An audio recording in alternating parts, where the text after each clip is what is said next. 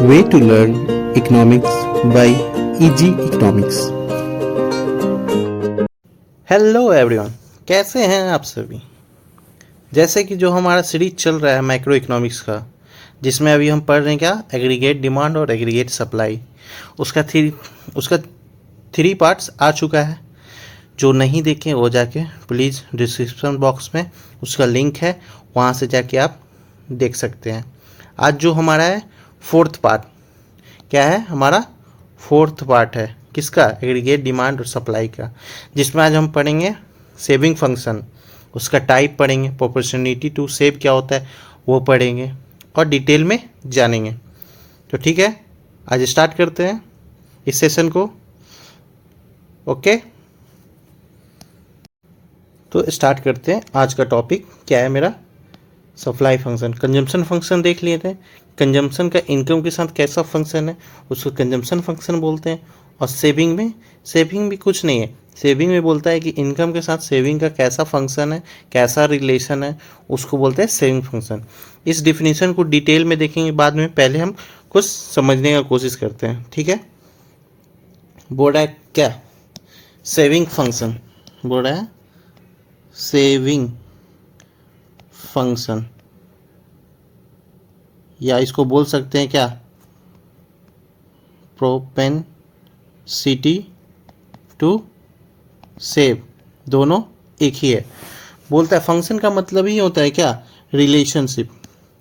Function का मतलब क्या होता है, रिलेशनशिप। फंक्शन का मतलब होता है रिलेशन, एक मिनट, फंक्शन का मतलब रिलेशनशिप किसके साथ, सेविंग फंक्शन है तो रिलेशनशिप किसके साथ होगा, इनकम और सेविंग का क्या होगा, रिलेशनशिप, उसको बोलते हैं सेविंग फंक्शन। अब प्रोपेंसिटी टू सेव का मतलब क्या हुआ, प्रोपेंसिटी का कल ही मतलब समझाएं, एबिलिटी, कितना आपके पास एबिलिटी है कि आप सेव कर सकते हैं। यदि आपका इनकम समथिंग है तो उसमें आप कंज्यूम करने के बाद भी कुछ सेव कर लेते हैं, उसी को ये बताता है प्रोपेंसिटी टू सेव। इसको हम कैसे लिखते हैं, डिनोट करते हैं, हम इसको डिनोट करते हैं सेविंग इक्वल टू क्या, functional relation with income. Income को क्या चीज़ डिनोट करते हैं, इनकम को हम डिनोट करते हैं वाई से। तो क्या बोलता है, सेविंग किसके साथ फंक्शनल रिलेशनशिप बनाता है, इनकम के साथ। ठीक है, और आगे देखते हैं। आगे बोल रहा है जैसे एग्जांपल लेते हैं, जैसे एग्जांपल हमारा इनकम, कंजम्पशन और सेविंग। इनकम मेरा 0 रुपीज़ है, 100, कल ही वाला डाटा लेंगे, यही डाटा सभी जगह यूज करेंगे। 400, 500, हम कंज्यूम कितना कर रहे थे, 40, 120, 200, 280, 360 और 440। जो हम जीरो लेवल पे जो इनकम, जो जीरो लेवल के इनकम पे हम जो भी कंज्यूम करते हैं, इसको क्या बोलते हैं, इसको क्या बोलते हैं, ऑटोनोमस कंजम्पशन।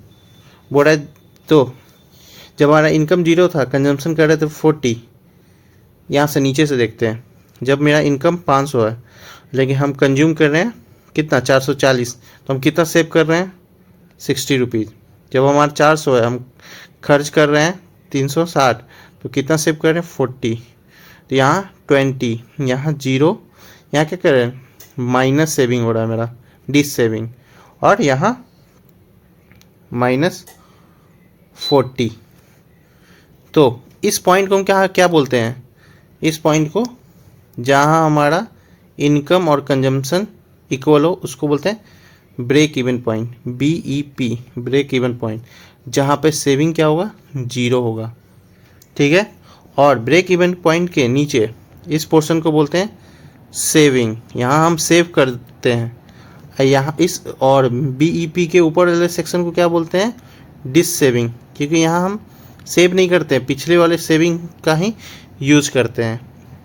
ठीक है, तो समझ में आ गया कैसे सेविंग निकलता है। ये समझिए। ग्राफ देखते हैं, इसको छोटा करते हैं, इसको छोटा करके इधर, अब ग्राफ देखते हैं कैसे ग्राफ बनेगा।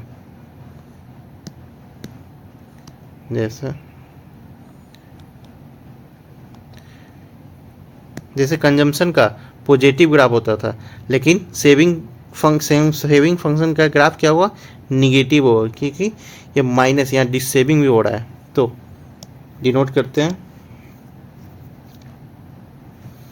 ये एक्स एक्सिस, ये वाई एक्सिस। एक्स एक्सिस पे इनकम लेते हैं, यहाँ पे वाई एक्सिस, ये है एक्स एक्सिस इनकम, यहाँ पे सेविंग 0, यहाँ पे -20 -40, ठीक है। यहाँ पे हम क्या ले लेंगे, इनकम, जो हमारा इनकम है, और यहाँ पे क्या लेंगे, सेविंग, 20 का डिफरेंस लें।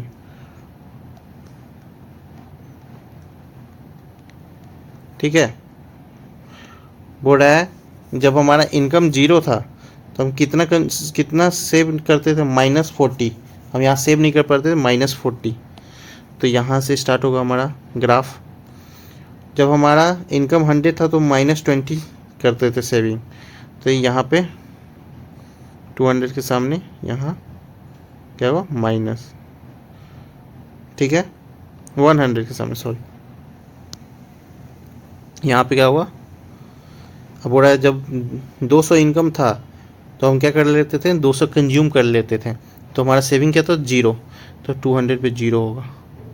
ठीक है, ऐसे ही ग्राफ हमारा अपवर्ड होगा, ऐसे ही हमारा ग्राफ अपवर्ड डायरेक्शन में मूव करेगा। ठीक है, और इस वाले पोर्शन को हम क्या बोलेंगे, इस वाले पोर्शन को हम बोलेंगे डिसेविंग, और इस वाले पोर्शन को हम क्या बोलेंगे, सेविंग। तो ग्राफ समझ में आया कैसे डिनोट करते हैं सेविंग फंक्शन को ग्राफ में, ये सेविंग फंक्शन। ठीक है, तो आपको क्लियर हुआ। पहले तो हम देख लिए टेबल के फॉर्म में कैसे निकालते हैं सेविंग, और सेविंग फंक्शन को कैसे डायग्राम के फॉर्म में डिनोट करते हैं, वो भी देख लिए। क्यों निगेटिव होगा, क्योंकि हम जब हमारा इनकम 0 रहता है हम कुछ ना कुछ कंजम्पशन करते ही हैं। तो कुछ कंजम्पशन कर रहे हैं, वो कहाँ से कर रहे हैं, जब हम पहले कुछ सेव किए होंगे तो उस समय तो हम सेव नहीं कर पाए, तो वो डिसेविंग हो जा रहा है, तो माइनस में। तो यहाँ से जब भी सेविंग फंक्शन का ग्राफ कहाँ से होगा, माइनस से स्टार्ट होगा। ठीक है, यहाँ तक समझ गया है, कोई दिक्कत नहीं ना। अब डिफिनीशन पे आते हैं। ठीक, अब डिफिनीशन क्या कहता है उसको देखते हैं। बोल रहा है saving function refers to functional relation between saving and net income. आपको बता दिए जो सेविंग फंक्शन है वो फंक्शन रिलेशनशिप किसके साथ बनाता है, इनकम के साथ, मतलब वाई, समझ गए, से उसको बोलते हैं सेविंग फंक्शन। बोल रहा है S equal to function of income, function related to income, ये भी पता हो गया। एस डिनोट करता है सेविंग, वाई नेशनल इनकम, और एफ मीन्स फंक्शन रिलेशन। ठीक है, बोल रहा है द सेविंग फंक्शन और propensity to change show the saving of house holder at the level of income during a given period of a time. ये जो saving function बताता है कि हाउस होल्ड है वो अपने कितने लेवल ऑफ इनकम पे कितना सेव करता है। कोई भी पर्सन जो भी अर्न कर रहा है, इनकम कर रहा है, वो कितना सेव करता है as a compare to income, मतलब कि हम कंज्यूम कर रहे हैं, जैसे 100 रुपया है, हम कंज्यूम कर रहे हैं 80 रुपया, तो वो हाउस होल्ड कितना सेव कर रहा है, तो 20 रुपीज़। उसी के फंक्शन को बताता है इनकम, और सेविंग के फंक्शन को बताता है कौन, सेविंग फंक्शन। तो यहाँ समझ में आ गया सेविंग फंक्शन किसको कहते हैं। और सेविंग फंक्शन का टाइप पे आते हैं। सेविंग फंक्शन का टाइप क्या बोलता है, नेक्स्ट पॉइंट है, बोल रहा है क्या, टाइप ऑफ क्या, प्रोपेंसिटी टू सेव, कितने प्रकार के होते हैं। तो बोल रहा है 2 टाइप के होते हैं, एक एवरेज, एक मार्जिनल। कल हम बताए थे एवरेज प्रोपेंसिटी टू कंज्यूम के बारे में, आज हम पढ़ेंगे एवरेज प्रोपेंसिटी टू सेव। ठीक है, तो पहला टॉपिक आते हैं एवरेज प्रोपेंसिटी टू सेव क्या होता है उसको देखते हैं। उसको देखने से पहले हम कुछ आपको कंसेप्ट समझाना चाहते हैं। जैसे कंजम्पशन के केस में average propensity to consume equal to क्या होता था, कंजम्पशन बाय इनकम। कितना हमारा इनकम है उसका हम कितना परसेंटेज या कितना रेशियो में हम उसका कंजम्पशन करते हैं, वो क्या बताता था, एवरेज प्रोपेंसिटी टू कंज्यूम।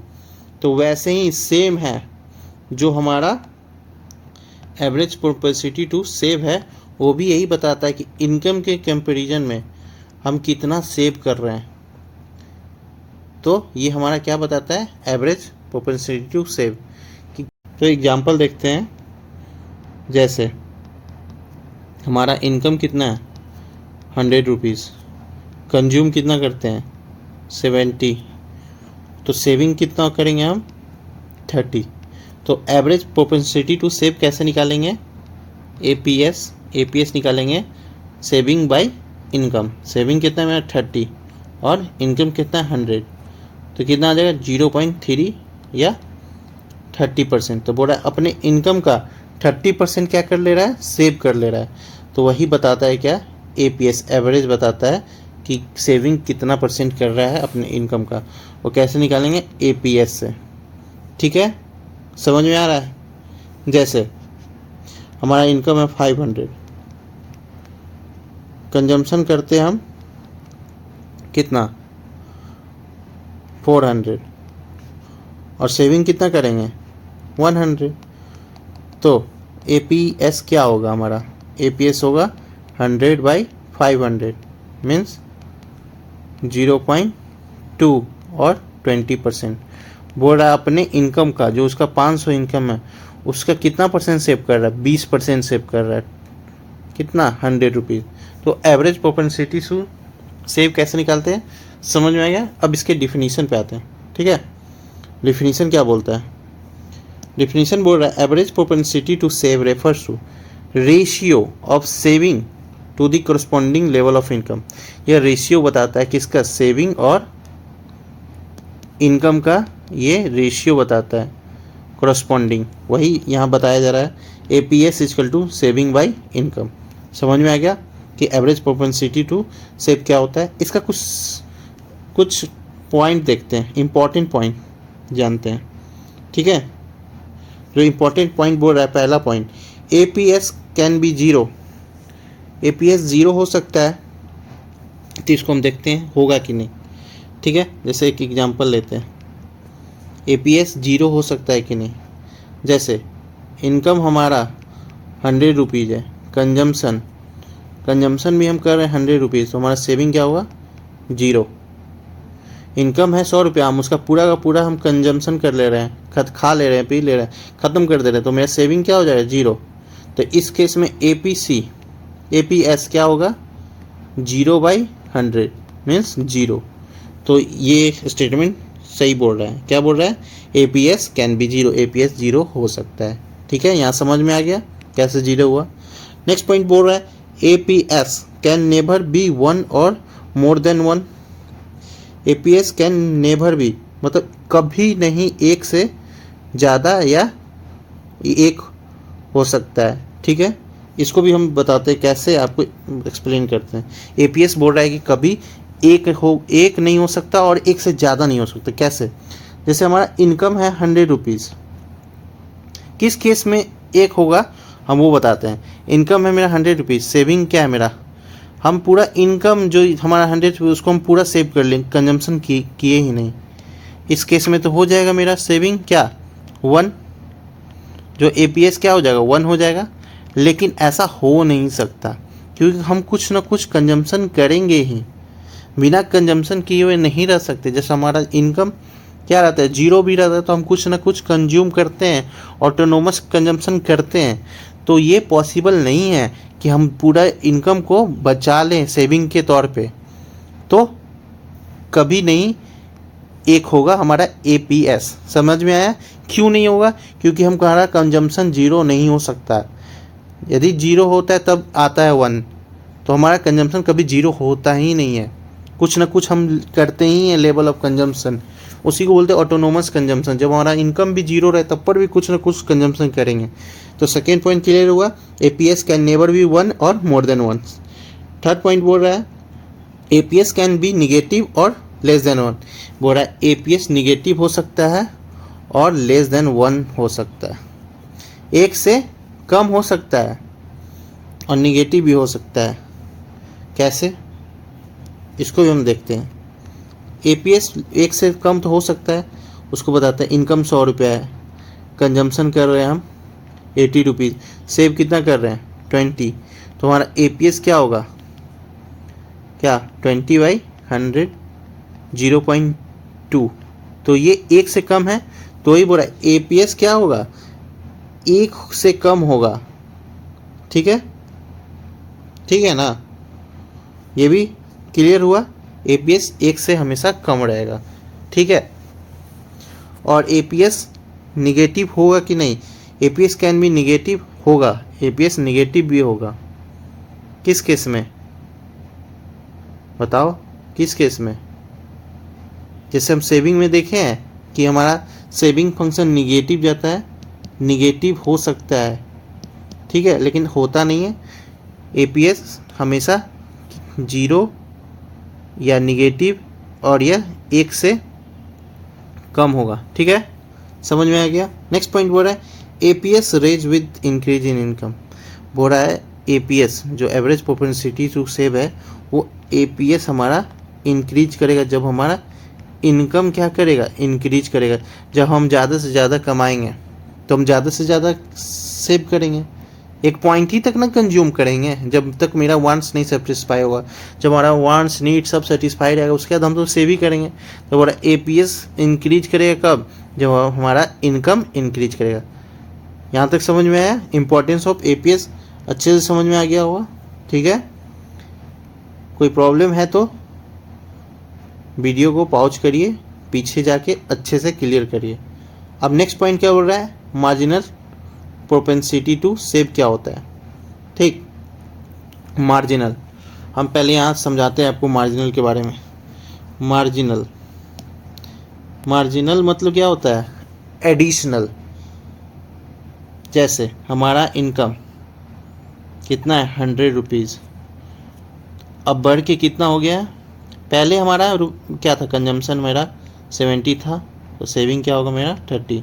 बोल रहा है पहले हमारा इनकम 100 था तो हम कंज्यूम करते थे 70 रुपीज़ और सेव करते थे 30 रुपीज़। जैसे मेरा इनकम 200 हो गया, क्या हुआ 200, तो हम क्या करने लगे, हम कंजम्पशन ज़्यादा किए, तो हमारा सेविंग क्या हो गया 100। तो बोल रहा है क्या, मार्जिनल प्रोपेंसिटी टू सेव कैसे निकलेगा, कैसे निकलेगा, तो एडिशनल, हमेशा एडिशनल निकालते हैं।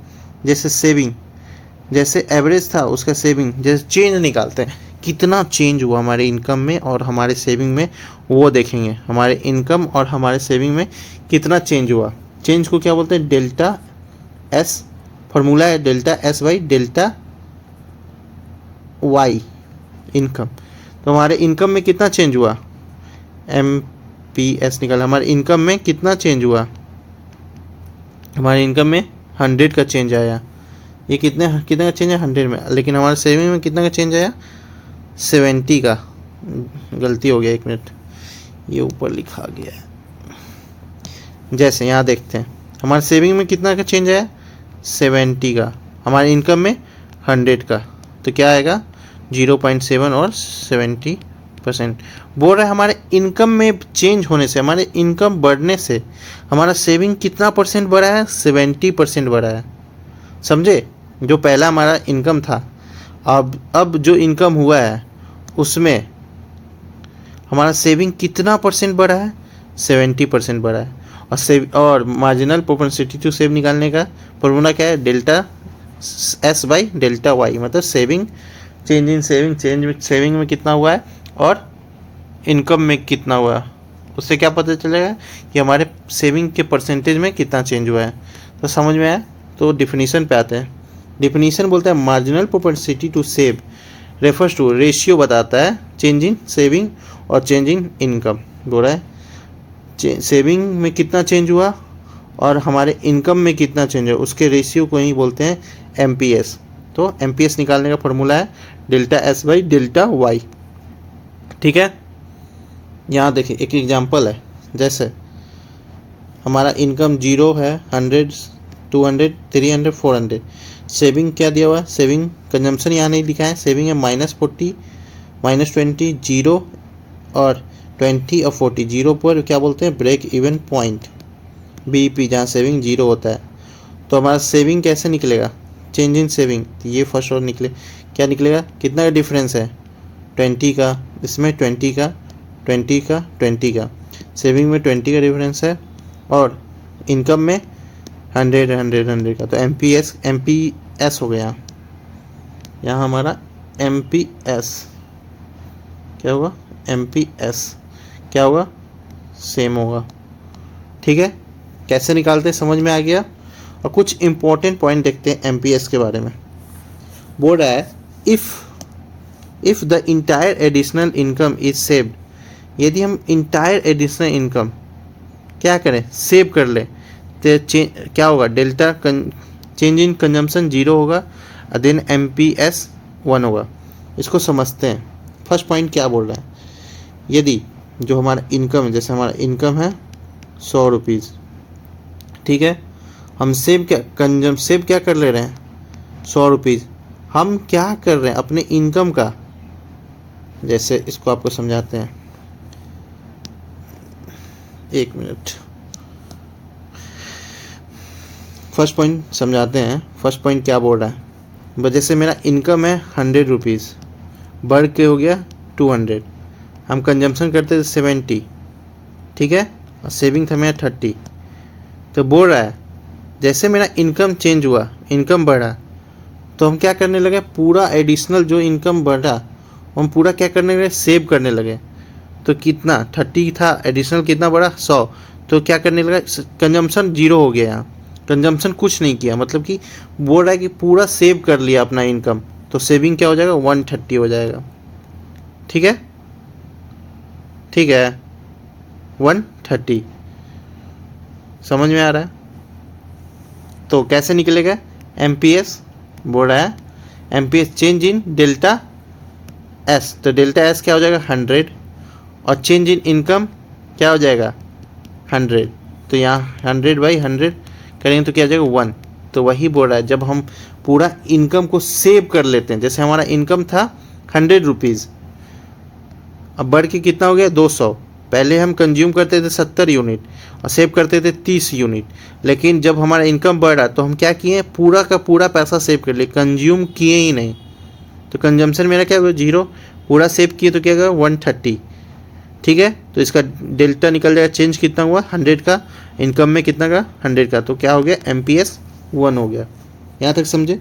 सेकेंड पॉइंट क्या बोल रहा है, if entire additional income is consume then change in saving 0, then MPS 0। बोल रहा है जब, जैसे यहाँ देखते हैं, जैसे हमारा इनकम है, यही एग्जांपल लेते हैं, 100 से 200 हो गया, पहले कंजम्पशन करते थे 100 का और सेविंग करते थे 30 का।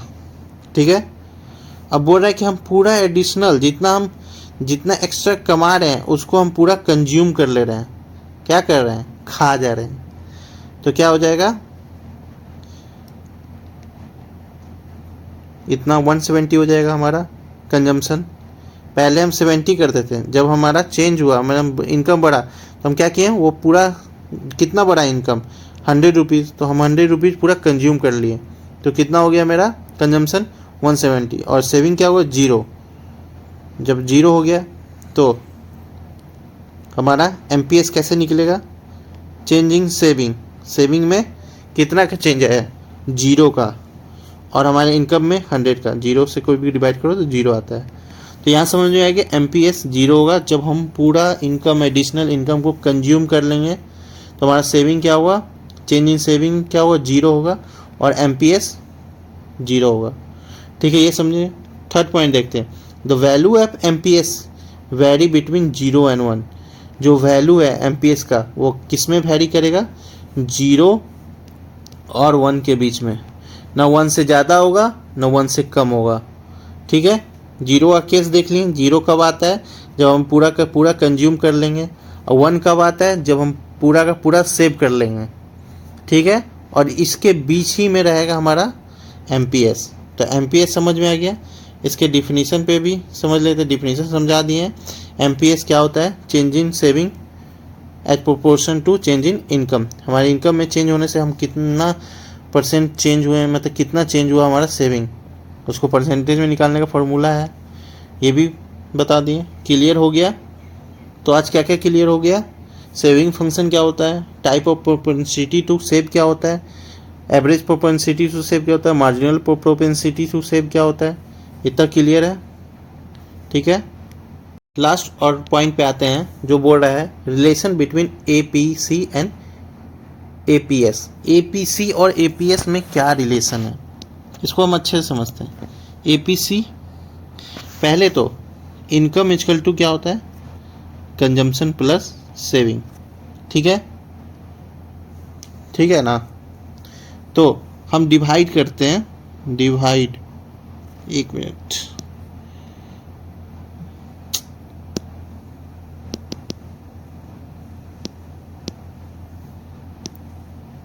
जैसे इस पूरे को हम किससे डिवाइड करेंगे, इनकम से, डिवाइडेड बाय इनकम।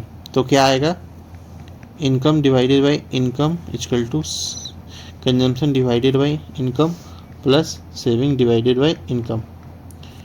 इनकम से इनकम क्या हुआ, कट जाएगा, तो क्या हुआ 1 इक्वल टू, इसको हम क्या बोलते हैं, कंजम्पशन बाय इनकम को हम क्या चीज से डिनोट करते, एपीसी प्लस, और सेविंग बाय इनकम से, सेविंग बाय इनकम किससे डिनोट करते हैं, सॉरी, सेविंग बाय इनकम किससे डिनोट करते हैं, एपीएस। तो समझ में आ गया क्या रिलेशन होता है, एपीसी प्लस एपीएस में क्या आएगा, इक्वल 1 आएगा। समझ में आया।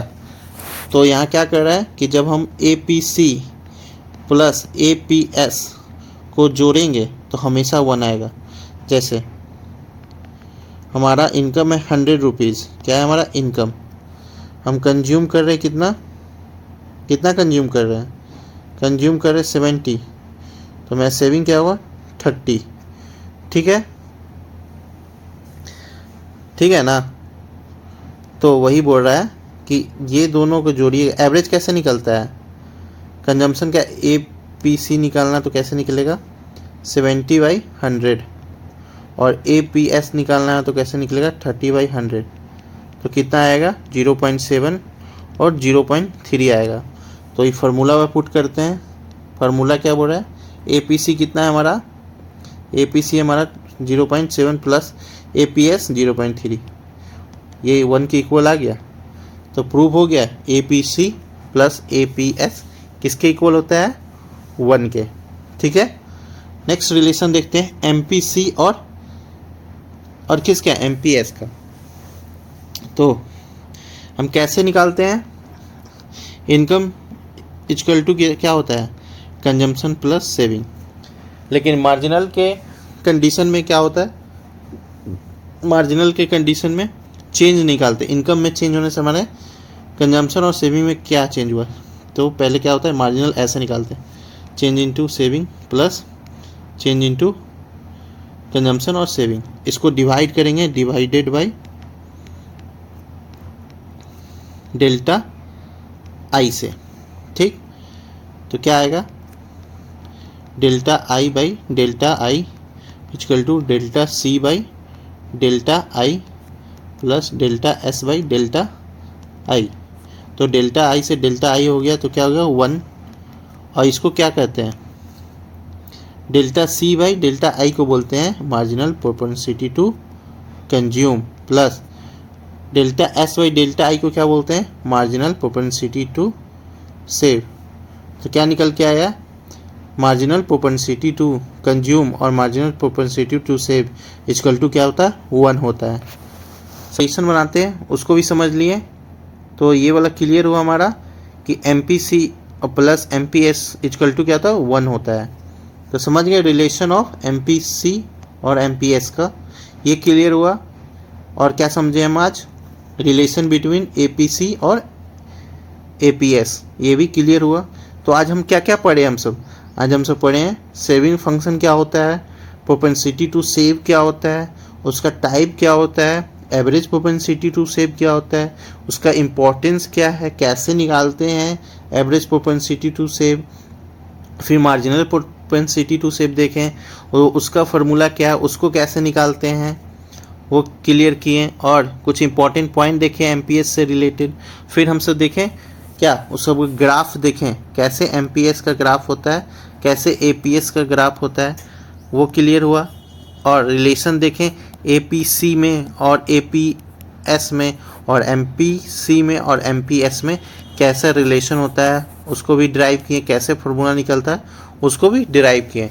तो आज की क्लास में हमारा ये चैप्टर क्या होता है, कंप्लीट होता है। एग्रीगेट डिमांड और उसका प्रॉपर्टी आज जाके कंप्लीट होता है, ठीक है। तो जो भी बच्चे पहले नहीं देखे हैं, इससे पहले वाला 3 पार्ट आया इसका, या चौथा पार्ट था, 4 पार्ट में कंप्लीट हुआ हमारा एग्रीगेट डिमांड और उसका कंपोनेंट। उसमें बहुत चीज़ पढ़ना था, वो बहुत सब चीज़ पढ़ चुके हैं। सेविंग फंक्शन क्या होता है, और कंजम्पशन फंक्शन क्या होता है, प्रोपेंसिटी टू सेव क्या होता है, कंज्यूम सेव क्या होता है, कंज्यूम क्या होता है, उसका फंक्शन देखें, उसका इंपॉर्टेंट पॉइंट देखें। तो आज जाके हमारा ये चैप्टर कंप्लीट होता है, क्या, एग्रीगेट डिमांड और उसका कंपोनेंट।